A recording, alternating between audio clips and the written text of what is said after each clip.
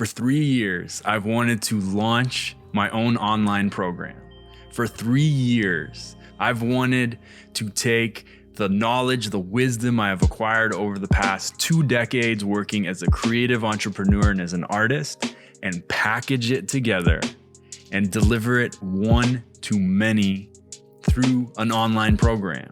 And so I waited till the perfect moment, till the economy was booming, till people were super optimistic, and none of that is true, because in reality, I actually launched my first online program in the middle of a global pandemic. One of my goals was to see if I could generate $10,000 with my first program.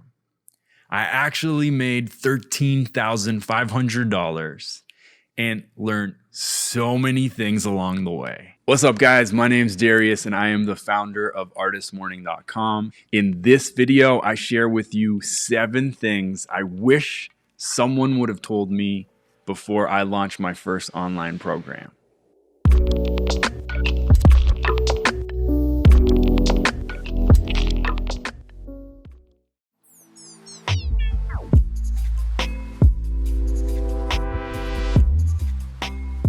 I think one of the main reasons why people don't launch their programs is because they think they need to figure the entire thing out pre-launch.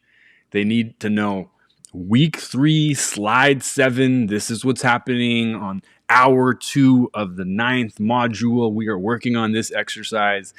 And I don't think that's true. I think, one, that'll probably slow you down and most likely make it impossible for you to actually finish the thing, because perfection is not a real thing. And 2 or 3, whatever number we were at, you're not leaving any room for adjustments, for feedback, for listening to your students and implementing and integrating their real life feedback into your program. So instead of figuring it all out and pursuing this bullshit thing called perfection, focus on the problem you solve. Speak to your audience about the problem you solve, and then have some high-level understanding of how your curriculum is going to break out, but leave room for adjustments.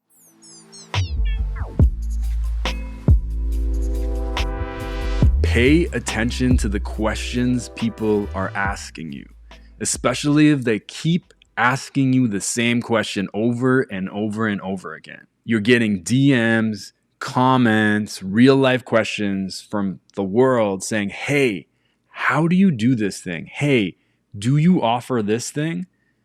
That's usually a giant clue that there is a perceived value from out there when they're looking at you.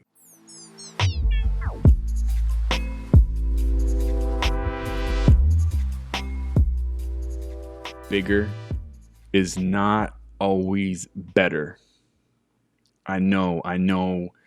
You watch the gram, you watch Facebook, people are like, I sold out my group and there's 5,000 people. And I get it. We all want those like huge launches.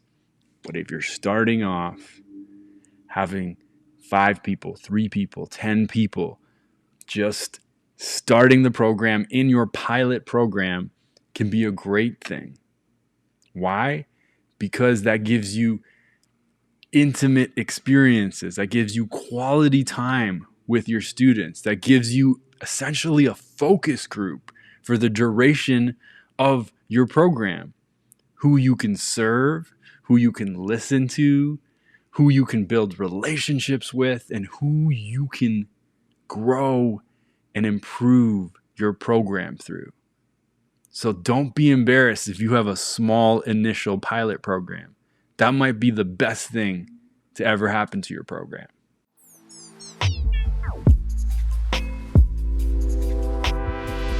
It's really exciting when you're starting off and someone says, yes, I'm in. My tip here is carefully curate your initial group. Don't just say yes to anybody.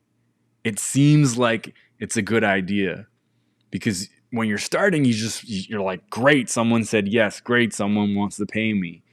But the truth is, if they're not actually compatible with you, your program, and your community, if they are looking for someone to solve a different problem than the one your program solves, if they are maybe looking for a magic bullet and they're not actually committed to doing the work, that's going to cost you in the long run. Carefully curate your students.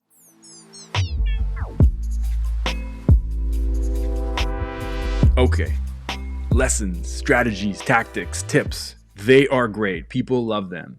But if your program involves helping people step out of their comfort zone into something braver, bolder, and new, you're probably also going to need to provide emotional support. And so this one's a little complicated because most of us, myself included, are not trained therapists. So we need to be careful to stay in our lanes and to still stay connected and stay supportive to our students who might be going through something really emotional. But also we need to know where to draw the line from a place of love and respect and say, this is actually not my area of expertise. And so what I'd like to do is maybe refer you to these 3 people who specialize in this type of stuff or these resources that can help with this. And if I can help with the actual subject matter of the course, I am here for you. It's a complicated one because I know lots of you guys have gigantic hearts. And when you see someone going through something emotional, you want to be there for them. And I love you for that. But we also want to be careful because the last thing any of us want to do is to create more harm.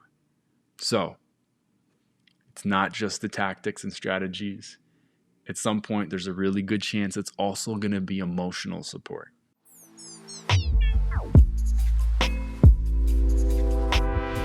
Set healthy boundaries. Otherwise, you might just default to being available all of the time. And of course, that's not a sustainable model. That'll lead to getting burnt out. That'll lead to bad communication between you and your students. And that will lead to you templating something that is also not sustainable for your students.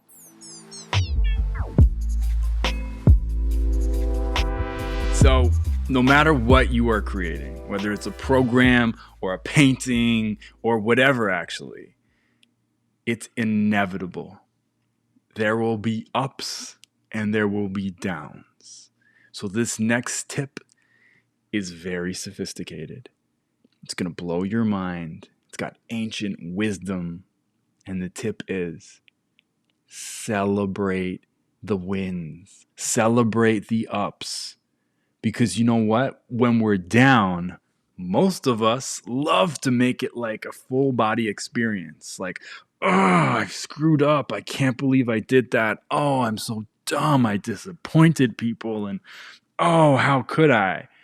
And it gets lost in our body, sometimes for years and years. But when things go right, we often, oh, thanks, next, and we deflect.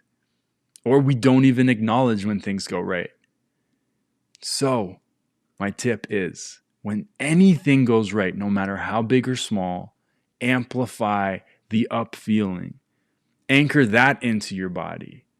Support yourself, celebrate yourself so that when the inevitable down happens, you've got momentum from the up celebration to bring you back. Celebrate the wins. Whatever you are creating, that is a privilege, that is a gift. I respect you for putting yourself out there. And so have fun, celebrate the wins, and keep shining. Thanks for watching, guys. I hope this video was helpful.